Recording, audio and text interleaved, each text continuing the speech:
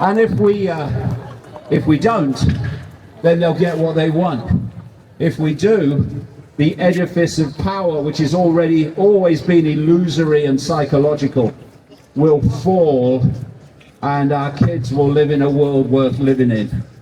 It's up to us to step up and say no, enough, no more.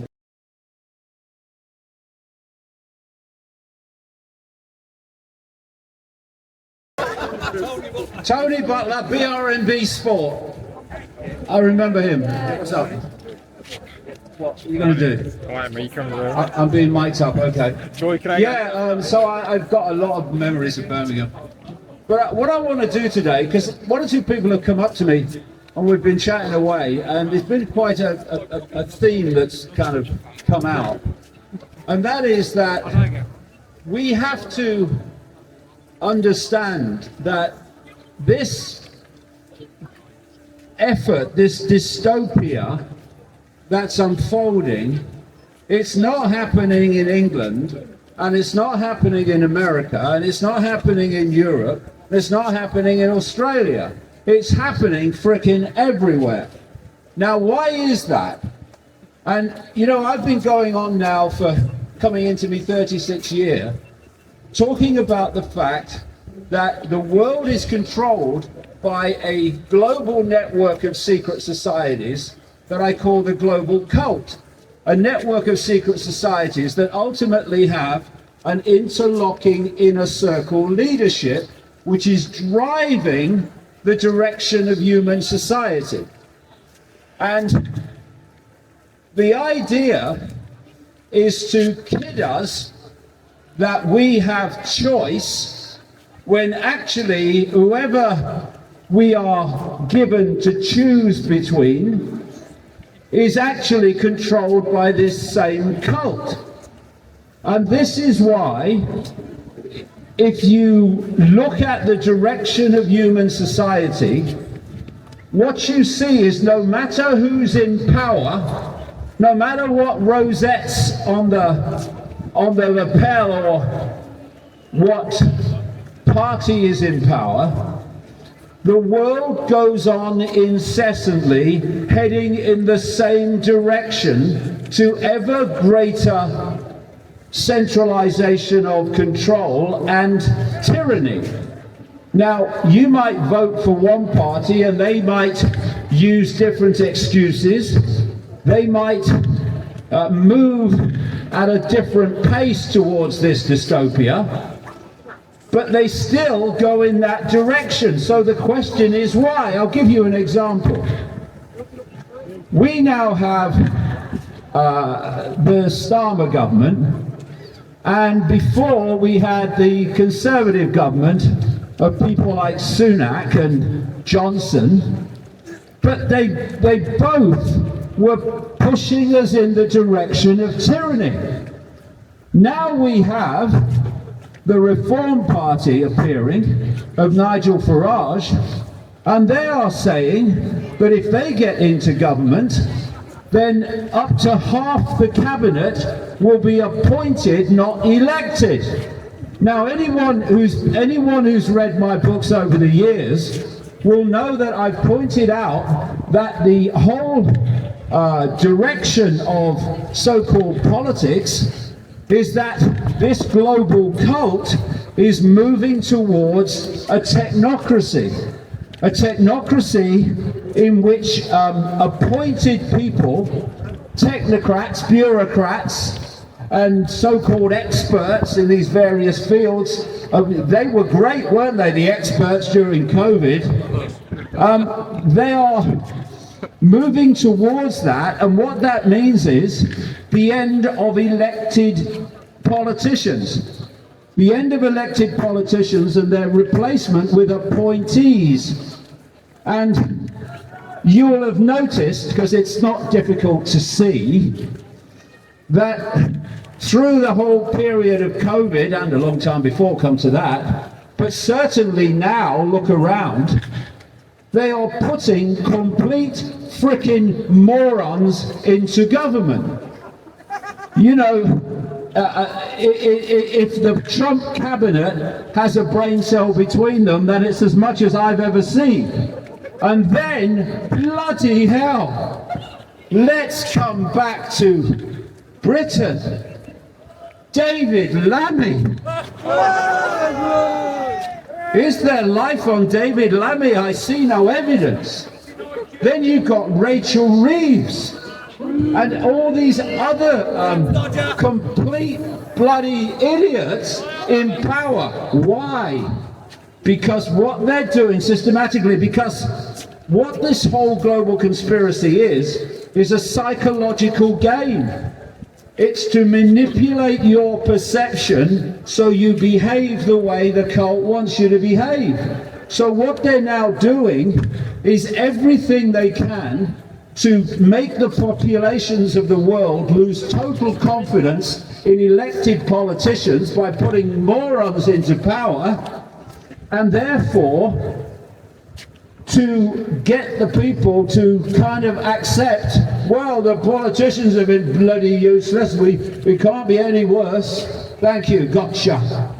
So if we look at digital ID and this AI human fusion, we are not looking at Keir Starmer alone imposing it in Britain. This is how it works. I mean, 36 years later, this is how it works. You have this global cult, it goes beyond that too, but let's keep it at that level. And it works through all the different countries all over the world. It works through China as much as it works through the United States and Europe and Britain. And it has an agenda for the world, not for England, for the world. And that agenda is for the fusion of humans and the human brain with artificial intelligence. They're telling you what they want to do, what they plan to do, and a digital control system, which means that AI, in effect, will control every fine detail of your life and your children's lives. So, let's look at Starmer from that perspective. What these people do, this global cult, they have sub-networks in every country, and their job is to manipulate into power people who will serve the agenda. And idiots absolutely are on the list, because if you're a moronic personality, you have no original thought. Therefore, the civil service and advisors will be dictating policy, not you. So you look at Starmer. He's been put into power by this cult and its British network. And if you look at his eyes, look at Starmer's eyes. This bloke's permanently bloody terrified. Not just when he's asked a difficult question like, what's your name? That's just a more accentuated part of it when he's got a question he doesn't like. But in general, he's terrified. And he's terrified because, you know, one of the great things, and we can bring this into Jeffrey Epstein and that whole network and the Jimmy Savile network, one of the ways they control these people is through blackmail. The reason, or one reason, there are so many pedophiles in governments and politics is because once one of those goes into power, you got them. You got them. Oh, well, you know, we've got a bit of a choice here. You can either pursue the policies we tell you to pursue, and then massive headlines on the front pages of the Sun, etc., will not happen. But, you know, we wouldn't like what you're doing to come out, would we? And this is massively part also of the control of politicians. So you look at Starmer and his mob, and you go back one step further deeper into the cult, and you meet Tony Blair. The one thing you know about Tony Blair is whatever he's saying is what the cult wants to happen every frickin' time. So he was the one, as an aide of his publicly talked about when a whistleblower some years ago, who opened the door, who opened the gates to mass immigration problem. And now he, through Starmer, he too, is saying the answer to that is digital ID. You create the problem, you offer the solution. And they're the same people doing both. And then you go one step back again into the cult, into the shadows, and you meet a guy called Larry Ellison, who is Tony Blair's handler. And Larry Ellison is supposed to be the second richest man in the world. He owns Paramount and CBS News in America. He's trying to buy CNN. A very good chance he's going to end up with the American version of TikTok. And he's the biggest private funder of the Israeli Defense Forces. And you go back and he'll have people to answer to, and they'll have people to answer to. And this is where it's coming from. So there is, as you look at the way we are played, there are common global themes which are used on everyone because it's coming from a global level, not just a national level. So, how do the few control the many? Well, look through human history and you'll see again that this is a constant theme throughout human history. The few control the many. Okay, well currently we're told there are 8 billion people in the world. And the number of people, I'll tell you from my own research and experience over these decades, the number of people in full knowledge that are driving this agenda from the inner core is frickin' tiny, tiny, a smear compared with 8 billion people. So mathematically, it's impossible for a few to control the many. Impossible. But how do they do it? And this is a constant throughout human history, and it's a constant today all over the world. Number one, you have to get your target population to have belief systems that are rigid and unquestioning, that limit, first of all, your ability, because that's what they do, to look beyond the limits of your belief system. I don't care if it's a religious belief system or a political belief system, left and right. You gotta have a rigid belief system, and they want loads of different ones, because then they can do the second stage of this assault on humanity, which is to divide and rule by playing off different belief systems against each other. Now, if we could just find it in ourselves to have to be at peace with someone having a different view to us without seeking to impose their beliefs on everyone else, then we might have the chance, while not agreeing on everything, to come together on something that impacts upon us all. Because, you know, this is not an attack on the freedom of Christianity or Islam or Hinduism or Buddhism or any of them. It's not an attack on the left or the center or the right. It's an attack on all of us to impose this unbelievable, never seen before in known human history, dystopia of control. And so what they want us to do is to go on fighting each other over different belief systems and ideologies, and not look up and see that the same hands are holding the strings attached to all of us. They want us in conflict. No, they must have us in conflict, otherwise they cannot prevail. And like I say, that doesn't mean we have to agree on everything. But what we have to do, surely, is to focus our attention on what matters to all of us, what affects all of us.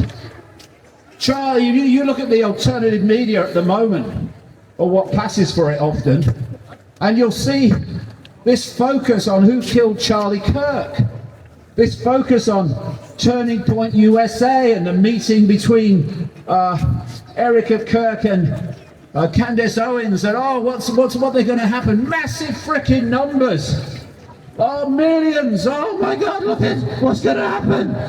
And while that's happening, and our focus of attention, this is what perception manipulation is all about. It's controlling your focus of attention. While this is all happening, this is happening. And what they want, and you're going to see this in 2026 even more, they want to create as many diversions as possible so that we're looking all over the place except here. Because this control system up to this point has controlled people via control of perception. So they have to manipulate information. Where do we get our perceptions from, our belief systems from? We get them from information received. So you control information as best you can. And censorship is a massive means of controlling information. You can see this, hear this, but not hear this and see that. Because that might give you a different view of the situation to the one we want you to have. And so you had this, up to this point, manipulation of information to control perception. Look at COVID. What was that about? There was a narrative they wanted the population to believe in, which was that there was a deadly virus, and the way to save yourself and your family was to have a COVID fake vaccine. Fake because it didn't fulfill the definition of vaccines before then. It's a genetic manipulator. So, what did they do? I know that. Personal experience. They threw people off the internet who were talking about it. They silenced them because they wanted to make sure that people overwhelmingly had only their version of COVID, because then perception is likely to believe that narrative. But we now, with the digital ID and digital currency, which is fundamentally connected, and with the AI human fusion, we are on the cusp of going to the next level. And clearly not yet enough people realize the consequences of that level. It is that AI is connected to the human brain, and it doesn't have to be done through just microchips in the brain that we can see. It can be done through nanotechnology, which just happens to be what was put into the body of so many people via the COVID fake vaccine and through other means now. And the idea is that we will get our perceptions not formed from manipulated information, but we will get them direct from artificial intelligence. So basically, we are being connected to a hive mind, which will deliver our perceptions and it will deliver our emotional reactions. And funnily enough, when that happens, if we allow it to happen, that AI will not be asking questions like, who's running the show? To what end? Why do they do this? Why do they do it like that? Why is freedom being taken away? AI is not going to ask those questions. That's the idea. Complete human control of thought and emotional response. And that is unfolding before our eyes now. And alongside it is designed to be this digital dystopia where every fine detail of our lives will be controlled by AI ultimately, but through a digital system. And the idea of the digital ID is obviously direct control of everything and tracking of everything and everyone. But the digital currency, which is unfolding at the same time, the so-called central bank digital currencies, that's designed to work in tandem with the digital ID, and it's coming in all over the world. You know, Trump came in, total con man. Now, was that upsetting anybody? Well, I've been saying it ever since he came on the scene in 2016 politically. Total con man. What he's saying, what he said, because his MAGA base is all against this central bank digital currency, is that he was going to sign, as he did, an executive order that said America will not have a digital currency, a central bank digital currency. What he then did was introduce something called stable coins, which is a digital currency. It's not central bank digital currency, but it's a digital currency. And what's the common theme between that and central bank digital currencies? Programmability. Once you have the digital currency in place, they can program the area in which your money can be spent and on what and what cannot be spent upon. So you want to go and buy something that will give you a better understanding of what's happening, they can stop you buying it. They can stop you spending that money, your money, outside of the designated area. Here we have the way to police the so-called 15-minute cities.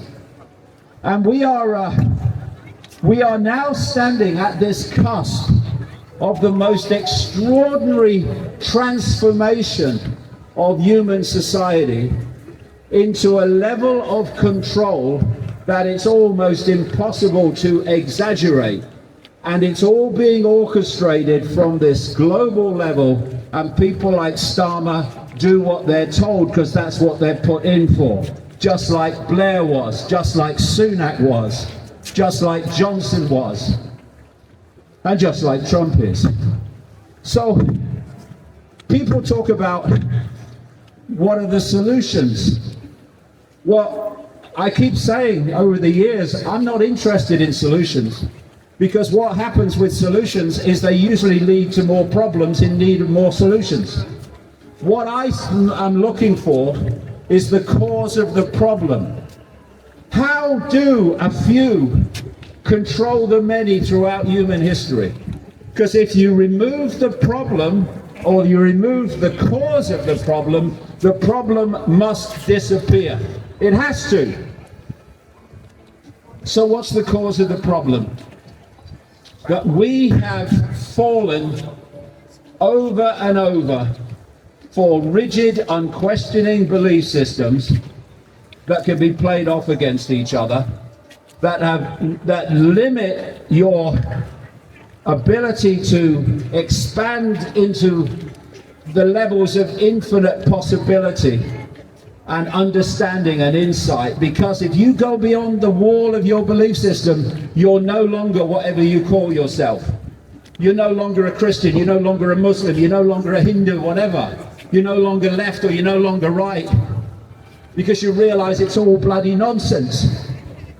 And all designed to divide us, to divide the totality of humanity so the few can go on ruling, except ruling, as I've said, on a level now that is beyond the imagination, really, in terms of this control. Now, there's a guy who is a so-called futurist executive of Google called Ray Kurzweil, and he said a few years ago, he claims to be the numero uno man who understands about this whole AI human fusion agenda. He's in favor of it, of course. And he said a few years ago this: by 2030, humans will be being connected to artificial intelligence. Is in his words, they will be connected, their brains will be connected to the cloud. And his words again, from that moment, artificial intelligence will do more and more of human thinking until human thinking as we've known it is negligible. He means deleted. And you're looking at this circling of the wagons around the politicians by the AI billionaire technocrats and psychopaths like Elon Musk, like Peter Thiel, like Mark Andreessen, like one of their number called David Sachs, who is now the AI crypto czar, crypto digital currency czar of the Trump administration. It's moving in faster and faster, and we must not have our focus of attention pulled into myopia and pulled in other directions, which is what's happening and what is planned to happen massively in 2026. We must focus on this because our children and grandchildren are depending upon us to do so. Because if we think we have dystopia now, what the hell world are they going to live in if we go on allowing this to happen? 8 billion people cannot be controlled by a handful unless the 8 billion give their power away to the few. Fascism, communism, tyranny are never imposed by fascists, communists and tyrants because there's never enough of them. Tyranny is imposed by the acquiescence of the population to the tyrants. And while we go on doing that, we are going on playing the game that has ensured that human society has been controlled by the few throughout human history. If we're going to remove the cause of the problem, then we have to stop acquiescing to authority. We have to stop being divided by belief systems, because our belief system is the best and thou must impose it on you. We've got to start looking at this global level and what it really is and what it really means, and realize that no matter what your belief, that cult has you in its gun sights. But together, we could bring this down over bloody night.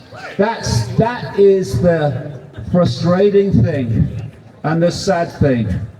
Because if someone like Starmer or Trump or any of these bloody buggers come out and say this is what's going to happen, if enough of the population say we're not doing it, we're not having it, we can see why you're doing it, and we're not cooperating.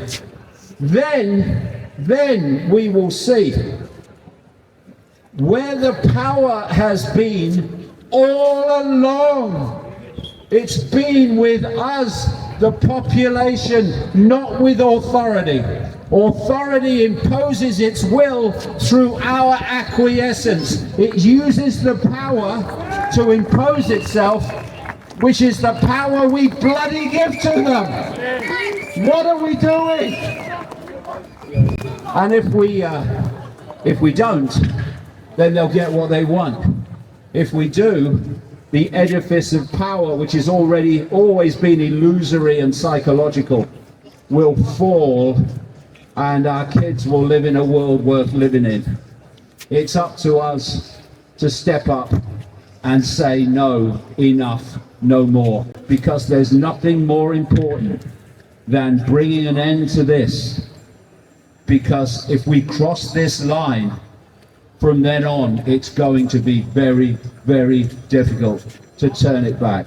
Thank you very much. Thank